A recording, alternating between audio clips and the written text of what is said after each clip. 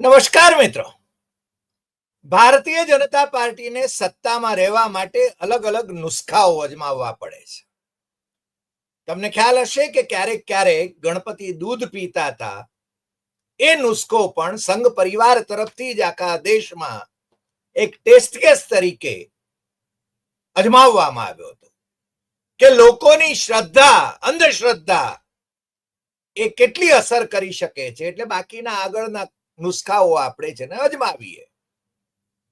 ભારતીય બંધારણ સાયન્ટિફિક ટેમ્પરામેન્ટની વાત કરે છે, પણ ભારતીય જનતા પાર્ટી એ બંધારણને બાળનારાઓની પાર્ટી છે. તમને ખ્યાલ છે કે આ બંધારણ ભારતીય જનતા પાર્ટીના પૂર્વ અવતાર જનસંઘના અને હિન્દુ મહાસભાના નેતાઓને સ્વીકાર્ય નહોતું. જો કે ડોક્ટર શ્યામા પ્રસાદ મુખર્જી એ આ બંધારણ સભાના સભ્ય હતા, કારણ કે પંડિત જવાહરલાલ નહેરુની કેબિનેટમાં ઉદ્યોગ અને વાણિજ્ય મંત્રી હતા.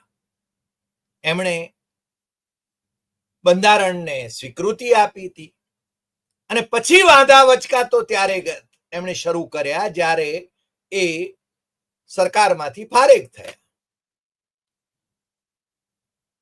હવે આ એક નવો નુસ્ખો હમણાં મધ્યપ્રદેશમાં ડોક્ટર બાબા સાહેબ આંબેડકર જ્યાં જન્મ્યા ત્યાંના એક ધારાસભ્ય અને આમે મધ્યપ્રદેશની ભારતીય જનતા પાર્ટીની સરકારમાં મંત્રી રહેલા, એટલે કે જવાબદાર વ્યક્તિ એવા બહેન શ્રી ઉષા ઠાકુર, એ આમ તો અત્યારે એમએલએ છે, પણ ઉષા ઠાકુર એમણે હમણાં છે ને 18મી અને 19મી એપ્રિલે એક પ્રબોધન કર્યું. ડોક્ટર બાબા સાહેબ આંબેડકર એ સાયન્ટિફિક ટેમ્પરામેન્ટના સમર્થક, પણ એમના જન્મસ્થળના જે ધારાસભ્ય છે એ કેવી વાત કરી રહ્યા છે અને એમાં કેવી વ્યાપક ડિઝાઇન છે એ તમને અંદાજ આવી જશે. બેનશ્રી કહી રહ્યા છે, એમનું નામ છે ઉષા ઠાકુર. અગાઉ એ મિનિસ્ટર પણ રહ્યા. હવે તો મિનિસ્ટર થવાના ધખારા હોય એ સ્વાભાવિક છે, કારણ કે 2-3 વખત જીતેલી વ્યક્તિ એ ચીફ મિનિસ્ટર હોય, અને મોદી શાહના રાજમાં તો એક વખત જીતેલી વ્યક્તિ પણ ચીફ મિનિસ્ટર થઈ જાય, અથવા તો 5મી હરોળમાં બેઠેલી વ્યક્તિ પણ ચીફ મિનિસ્ટર થઈ જાય. એટલે એમના રિમોટથી ચાલતી વ્યક્તિઓ એ સીએમ થઈ જાય તો કાલ ઉઠીને ઉષા ઠાકુર પણ સીએમ થઈ શકે. અત્યારે તો મોહન યાદવ ત્યાં સીએમ છે. એ કહે છે કે ભગવાન દેખ રહે हैं, अपना वोट देते समय अपनी ईमानदारी न खोएं. હવે આટલે સુધી તો વાંધો નથી, હજી આગળ પણ વાત કરે છે. जो लोग पैसा, साड़ी, गिलास और शराब लेकर तटस्थ हो गए हैं, वे अपनी डायरी में लिख लें, वे अगले जन्म में ऊंट, भेड़, बकरी, कुत्ते, बिल्ली जरूर बनेंगे. जो लोग लोकतंत्र को बेचेंगे वे यही बनेंगे. ये लिख लें, मेरी भगवान से सीधी बातचीत है, यकीन मानिए. બેનશ્રી આમ તો ભગવા વસ્ત્રો પણ ક્યારેક ક્યારેક ધારણ કરે છે. આમ તો બહુરંગી વસ્ત્રો પહેરે છે. મહિલાઓ વિશે આપણે કઈ ટિપ્પણ ન કરી શકીએ, પણ એમના પોશાકમાં એ ભગવી સાડી પણ પહેરે છે અને બહુરંગી સાડીઓ પણ પહેરે છે. અને એ કહે છે કે લોકતંત્ર કો બેચને વાલે ऐसे लोग ऊंट, भेड़, बकरी, कुत्ते और बिल्ली के रूप में पुनर्जन्म लेंगे. હવે તમે વિચાર કરો કે આ બેન મહુ વિધાનસભા ક્ષેત્રના હસલપુર ગામની એક બેઠકમાં બોલી રહ્યા હતા અને સોશિયલ મીડિયા ઉપર એમનો વિડીયો છે ને ખૂબ વાયરલ થયો છે.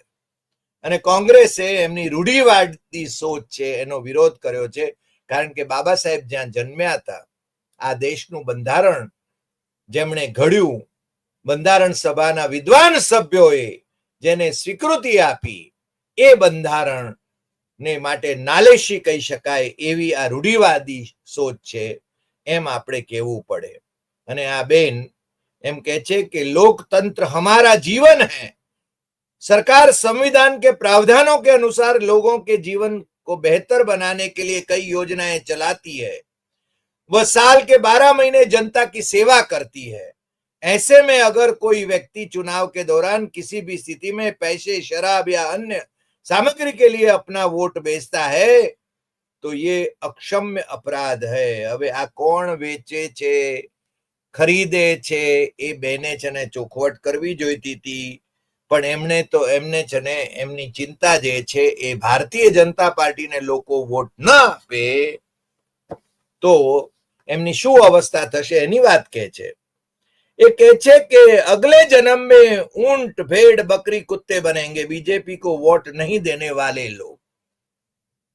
મને લાગે છે કે ભારતીય જનતા પાર્ટી એટલે કે એક પાર્ટીનું શાસન આખા દેશમાં એમણે સ્થાપિત કરવું છે ચીનની જેમ। નરેન્દ્ર મોદી અને ભારતીય જનતા પાર્ટી અને આરએસએસ ના ડેલિગેશન્સ વારંવાર ચીન જતા રહ્યા છે, આવતા ચીન પાસેથી પ્રેરણા લેતા રહ્યા છે। આપણે ક્યારેક એના ઉપર એક સરસ મજાનો એપિસોડ કરવાના છીએ, એનો રિસર્ચ કામ તો મેં પૂરું કર્યું છે। પણ આ બેન જે કહી રહ્યા છે એ કે છે કે ભારતીય જનતા પાર્ટીને જે લોકો વોટ ન આપે એ લોકો આવતા જન્મમાં ઊંટ, भेड़ बकरी, कुतरा आवा बधा थशे। पाछा कहे छे कि अपनी डायरी में लिख लेना, जो लोकतंत्र बेचेगा वो यही बनने वाला है, पक्का लिख लेना। ऐसे लोग ऊंट, भेड़ बकरी, कुत्ते बनेंगे। અને એ કહે છે કે મારી તો ભગવાન સાથે સીધી વાત થાય છે। નરેન્દ્ર મોદી ક્યારેક છે ને પોતાને ભગવાન સમજવા માંડ્યા હતા અને ભારતીય જનતા પાર્ટીની માતૃ સંસ્થાના સુપ્રીમો સરસંઘચાલક ડોક્ટર મોહનજી ભાગવતે ત્રણ પ્રગટ ભાષણોમાં બૌદ્ધિકોમાં એમને ટોણો પણ માર્યો હતો કે દેવતા થવા નીકળ્યા છે। નામ લીધું નહોતું પણ બધી આખી દુનિયાને સમજણ પડી ગઈ હતી કે દેવતા થવા નીકળ્યા છે। એટલે મને લાગે છે કે આ બેન પણ હવે છે ને આ જ રસ્તે ચાલી રહ્યા છે જે રસ્તે અગાઉ એક ટેસ્ટ કેસ મને લાગે છે સંઘ પરિવારે કર્યો હતો। ત્યારે અમે મુંબઈમાં ઇન્ડિયન એક્સપ્રેસ ગ્રુપમાં એડિટર હતા, સમકાલીનના તંત્રી હતા અને અમારા ચેરમેન ગોયંકા પણ એમ માનતા હતા કે ગણપતિ દૂધ પીએ છે। એ વખતે એક્સપ્રેસ ટાવરની નીચે જ ગણપતિનું મંદિર હતું ને શું લાંબી લાઈનો લાગેલી હતી। અમે ઓફિસે પહોંચ્યા ત્યારે સામે છે ને મળ્યા તો મને કે ગણપતિને દૂધ પીવડાવ્યું કે મેં કીધું it is all humbug. You call it humbug? I offered and he drank off. My wife offered and he drank off. I said, I still say it is humbug. અને એ દિવસે અમે જે પહેલે પાને તંત્રીલેખ લખ્યો હતો એ તંત્રીલેખ તમે શોધશો તો ફેસબુક ઉપર આજે પણ તમને મળી જશે હરિદેસાઈના અકાઉન્ટમાંથી। અને એના છેલ્લા વાક્યોમાં અમે લખ્યું હતું કે આ તંત્રીલેખ લખ્યા પછી અમે જો ગુજરી જઈએ તો લોકો કહેશે કે અમારી ઉપર ગણપતિની અવકૃપા થઈ અને છતાંય અમે કહીએ છીએ કે માનતા નહીં કે ગણપતિ દૂધ પીએ છે।